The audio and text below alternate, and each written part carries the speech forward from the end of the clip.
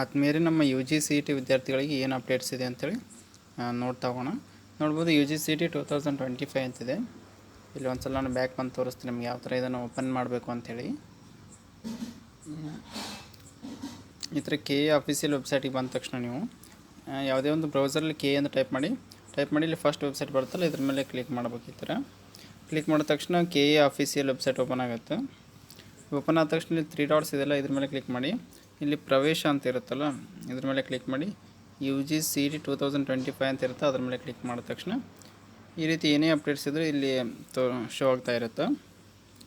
ಇಲ್ಲಿ U G C E T 2025 ಇದೆ. ಇಲ್ಲಿ ನೋಡ್ಬೋದು ವಿಚಾರಣಾ ಲಿಂಕ್ 31/1/2025 ಅಂತ ಇದೆ. ಇದ್ರ ಮೇಲೆ ಕ್ಲಿಕ್ ಮಾಡೋಣ.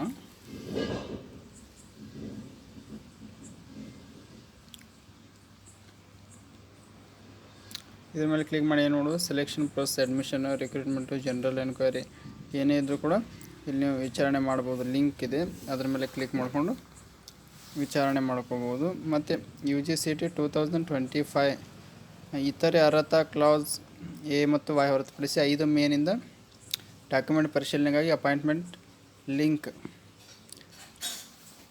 ಅಂದರೆ ಮೇ ಇದಕ್ಕೆ ಡಾಕ್ಯುಮೆಂಟ್ ವೆರಿಫಿಕೇಷನ್ ಇದೆ, ಅದಕ್ಕೆ ಅಪಾಯಿಂಟ್ಮೆಂಟ್ ತೊಗೋಬೇಕಾದ್ರೆ ಇದ್ರ ಲಿಂಕ್ ಇದೆ. ಇದ್ರ ಮೇಲೆ ಕ್ಲಿಕ್ ಮಾಡಿ ನೀವೇನು ಮಾಡ್ಬೋದು ಅಪಾಯಿಂಟ್ಮೆಂಟನ್ನು ತೊಗೋಬೋದು. ಲಾಗಿನ್ ಇದೆ ನೋಡಿ, ಯೂಸರ್ ನೇಮ್ ಪಾಸ್ವರ್ಡ್ ಹಾಕಿ ಲಾಗಿನ್ ಆಗಿ ನೀವೇನದು ಅಪಾಯಿಂಟ್ಮೆಂಟನ್ನು ತೊಗೋಬೇಕು. ನೆಕ್ಸ್ಟ್ ನೋಡು 2025 ತಾತ್ಕಾಲಿಕ ಕೀ ಉತ್ತರಗಳ ಆಕ್ಷೇಪಣೆಗೆ ಏನಾದರೂ ಇದ್ದರೆ ಇದ್ರ ಮೇಲೆ ಕ್ಲಿಕ್ ಮಾಡೋದ್ರ ಮೂಲಕ ಆಕ್ಷೇಪಣೆ ಸಲ್ಲಿಸ್ಬೋದು. ಈ ಥರ ಎಲ್ಲ ಲಿಂಕ್ಸ್ ಇರ್ತವೆ, ಅದ್ಮೇಲೆ ಕ್ಲಿಕ್ ಮಾಡಿ ನೀವು check ಮಾಡ್ಕೋಬೇಕಷ್ಟೇ.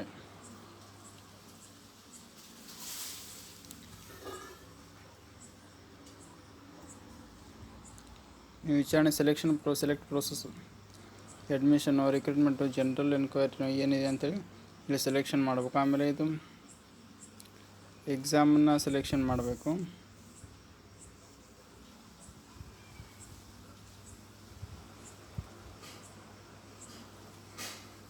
U G neat U G C T ಎರಡೂ ಇದೆ ನೋಡಿ. ರಿಕ್ರೂಟ್ಮೆಂಟು ಅಂತ ಬಂದರೆ ಇಲ್ಲಿ ಏನು ಬರುತ್ತೆ ಅಂತ ನೋಡೋಣ. ಲೆಜಿಸ್ಲೇಟಿವ್ ಕೌನ್ಸಿಲ್ ಕೆ ಸೆಟ್ ಅಲ್ಲ, ಜನರಲ್ ಎನ್ಕ್ವೈರಿ ಅಂತಂದ್ರೂ ಏನೂ ಇರಲ್ಲ.